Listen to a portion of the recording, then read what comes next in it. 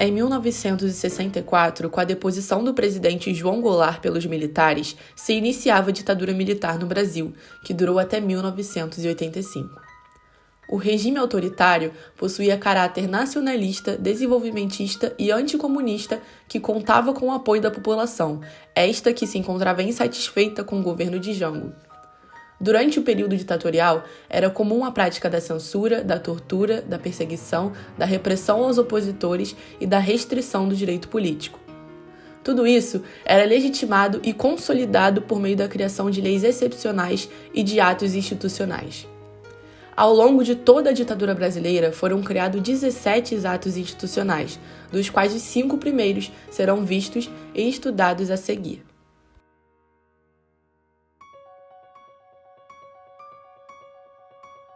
A princípio, o regime militar pretendia ser um governo provisório. No entanto, ao longo dos atos institucionais, percebe-se cada vez mais a permanência dos militares no poder. No Ato Institucional número 1, instituído ainda em 1964, declarou que o poder dos governantes militares era derivado deles mesmos, de acordo com o trecho que diz: "A Revolução Vitoriosa, como poder constituinte, se legitima por si mesma." Ademais, foi verificado às Forças Armadas não só o poder de suspender direitos políticos e cassar mandatos, como também de realizar investigações, perseguições, prisões e torturas por meio do Inquérito Policial Militar, ou o IPM.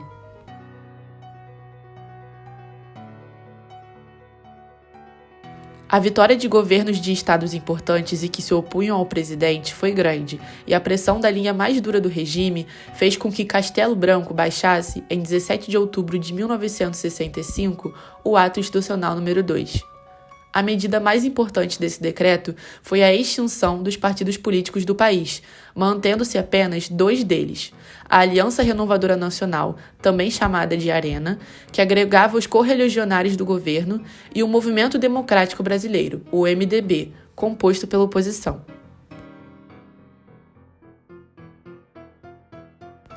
Em 5 de fevereiro de 1966, os impactos dos atos institucionais atingiram diretamente os estados através do Ato Institucional número 3.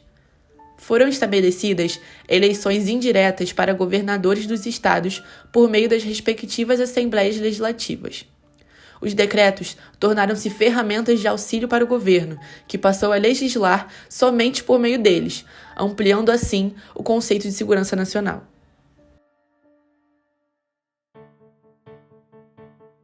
Até então, a ditadura ainda vivia sob a vigência da Constituição de 1946, a qual já havia sofrido inúmeras modificações devido aos atos institucionais.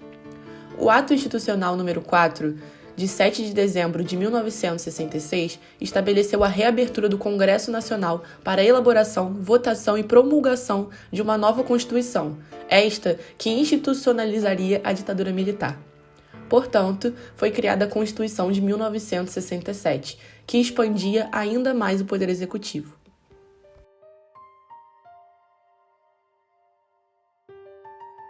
O Ato Institucional número 5, instituído em 13 de dezembro de 1968, foi o mais duro e repressivo da ditadura militar.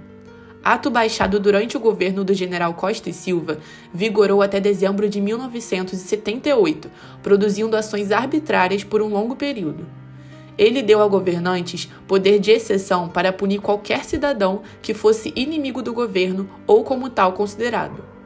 Um dos fatores determinantes para a promulgação do AI-5 foi o pronunciamento do deputado Márcio Alves, do MDB, na Câmara dos Deputados, no qual o mesmo apelava à população para que não participassem dos desfiles militares de 7 de setembro, gesto esse que, juntamente com os artigos escritos pelo outro deputado do MDB, Hermano Alves, foram considerados provocações.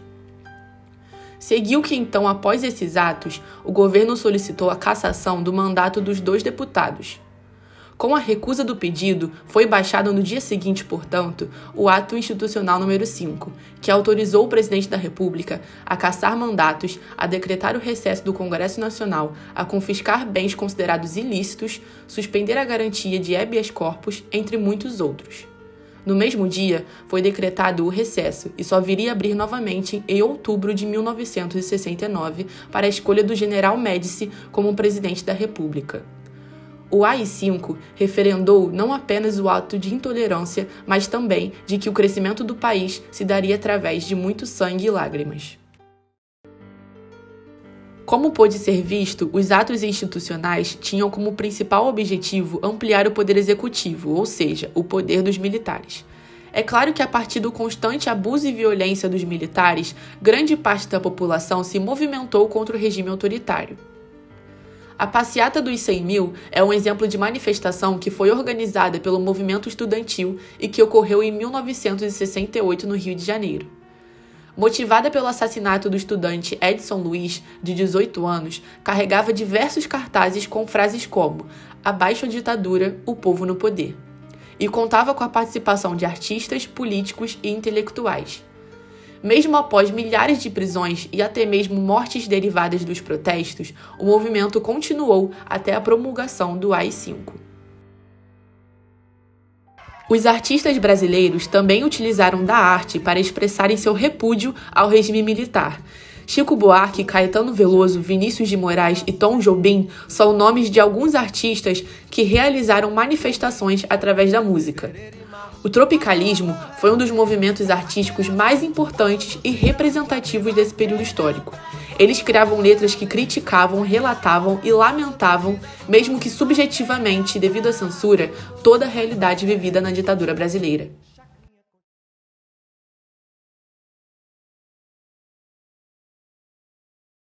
Talvez o mundo não seja pequeno, nem seja a vida um fato consumado.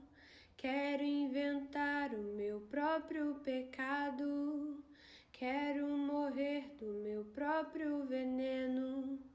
Quero perder de vez tua cabeça, minha cabeça perder teu juízo.